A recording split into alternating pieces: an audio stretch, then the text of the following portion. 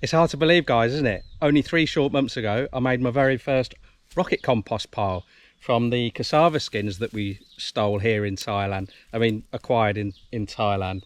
And today, I'm going to delve inside the pile and see what's been going on. If you've not seen the video where I compiled this, basically it's the cassava skins, the water hyacinth out of our catfish pond, a load of the biochar that we made from the lucina that was left over from the goats, eggshells, and also the goat manure, which the goats had kindly peed on as well, giving an additional nitrogen.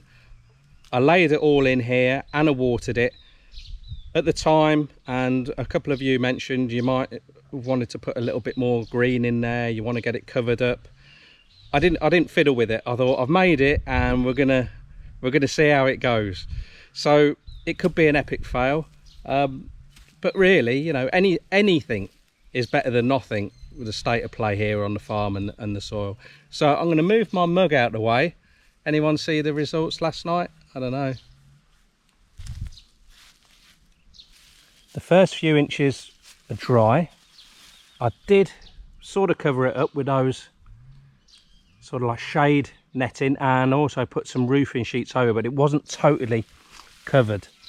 I haven't watered this at all since the initial watering and one subsequent watering after that, just with the hose. And anytime I had something like a bucket of dirty old water, I threw it on here. I haven't peed in here or anything like that since the initial start. But oh my word, oh my god, I'll be honest with you, I thought this was going to be rubbish. I tell you what I can't see, and I was expecting to see handfuls of it, it's the hyacinth. It's not here. It's quite warm, and it's getting warmer. It's very moist. You might say, well, you've had some rain, Lee. Well, not a great deal, not at all, really. Yeah, I'm through the first lot of complete layers. So, because I've just seen another biochar layer there, so I'm inside her. My goodness. That's crazy. That's bonkers. 3 months. I mean, you could say, well, it's a hot compost pile, but I haven't turned it. I haven't turned it once. It's just too bone idle. Well, at least I'm honest, aren't I? Oh my word, game changer or what? Hey, the old numpty's done good, I think. Wow, it's hard to tell, isn't it, when you look on the top of your compost pile. Apart from the first couple of weeks where we'd see the steam coming up off the pile first thing in the morning, it hasn't really given much sign away on how things are going underneath this top dry crust. And it's pretty much stayed the same sort of size. There was an initial drop, but I think that was down to the air from all the trapped layers of hyacinth in there. So I think the initial squishing of it, after that it stayed pretty similar. So as far as the volume goes of compost, I've always associated composting with losing a large volume in the end as it breaks down. I know hot composting, you lose very little in the actual physical amount that you end up with at the end. But I've done hot composting before, 18-day hot composting, and after 4 days you turn it, and then subsequently after that it's every 2 days you turn it. This, I swear on me cotton socks, guys, I have not turned this. I've not added anything else. I've not watered it apart from once. I've basically been totally lazy with it, and that's why I was expecting mediocre results. I wasn't expecting this at all. I'm chuffed as Billy-o. I'm not gonna waste this. I've got 2 options really. I could sieve it out. I could just mix it all together, because I mean this isn't going to generate too much heat if I actually start applying this as a complete mixture. If I sieve it out, then I could put it back into a compost pile. I've still got a compost pile that's that's heating our shower. That's still going. It's still borderline too hot. The temperature has started to drop a little bit on it, but it doesn't take your skin off or anything like that. So I could just top that up.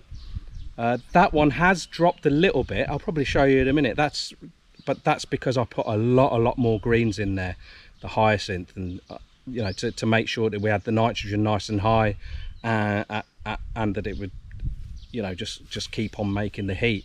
So yeah, I could do that. But the other thing, I have used this a little bit as a top mulch, like a really rough mulch.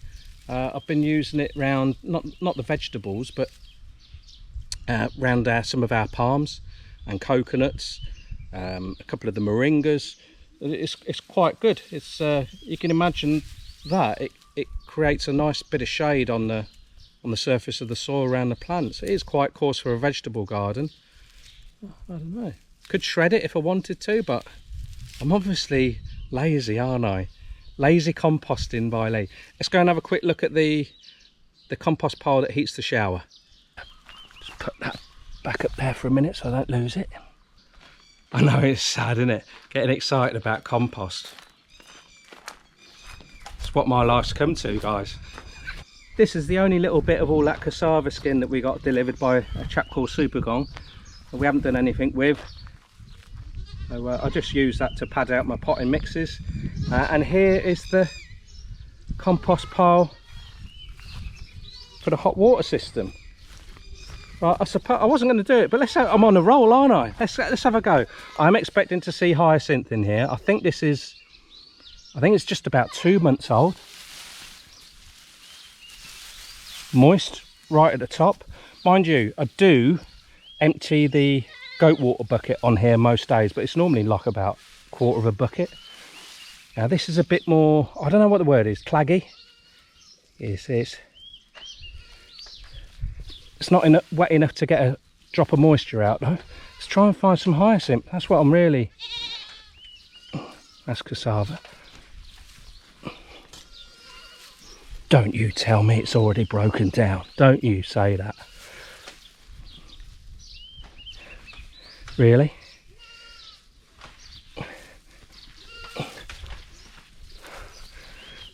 We're still going.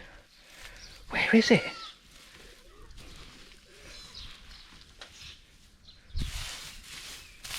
Composting on a shoestring. Success. This, wow. Eh?